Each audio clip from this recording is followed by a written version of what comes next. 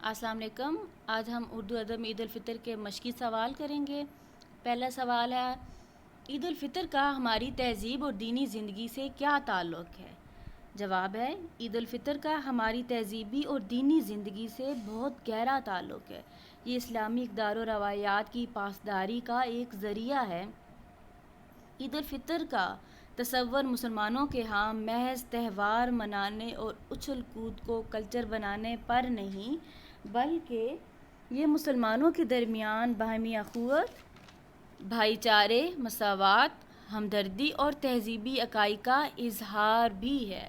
سوال ہے، عید الفطر پر نظموں میں شعراء نے کیا باریکیاں پیدا کی؟ جواب ہے، عید الفطر پر نظموں میں شعراء نے عید کے موضوعات میں نئی باریکیاں پیدا کی ہیں اور اسے ادبی خوشی کے ملے جلے جذبات تک لے گئے ہیں۔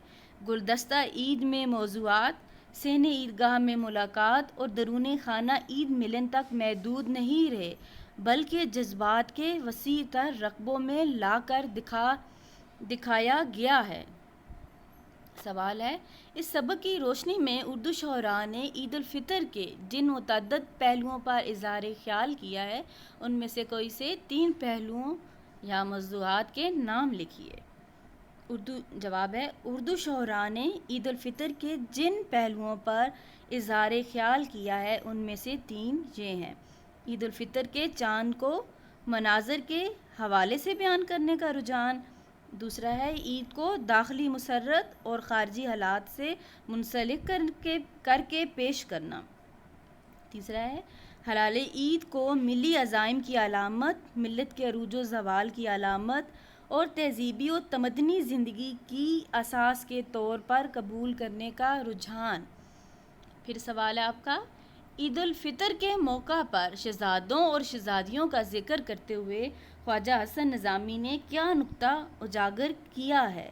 جواب ہے، خواجہ حسن نظامی نے دلی کی بربادی کے جو نوحے لکھے ہیں، ان میں دولت و عزت سے محروم ہونے والے شہزادوں اور شہزادیوں کی قسم پرسی میں عید بسر کرنے کا ذکر کیا گیا ہے۔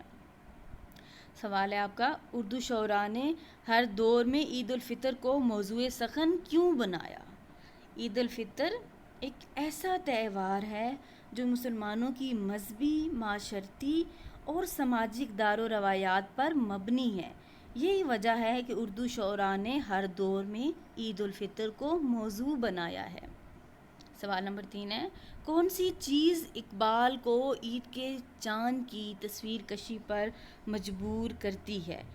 یاد طفلی علامہ اقبال کو عید کے چاند کی تصویر کشی پر مجبور کرتی ہے اور وہ منظر کشی والے رجحان کی طرف مائل ہو جاتے ہیں۔ سوال نمبر 4، ماہ سیام گیا اور روز عید آیا، یہ اردو کے کس معروف شاعر کا مصرع ہے؟ ماہ سیام گیا اور روز عید آیا اردو کے معروف شاعر مولانا الطاف حسین حالی کی نظم تہنیت عید الفطر کا ایک مصرع ہے۔ سوال نمبر 5، عید کی شاعری کا ہماری شعری روایات سے کیا تعلق ہے؟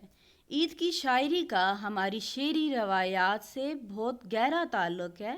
اردو کی شاعری میں عید کا چاند، ہلال و آبرو، محبوب سے روز عید ملاقاتیں اور اس کے متعلقات بہت اہم رہے ہیں۔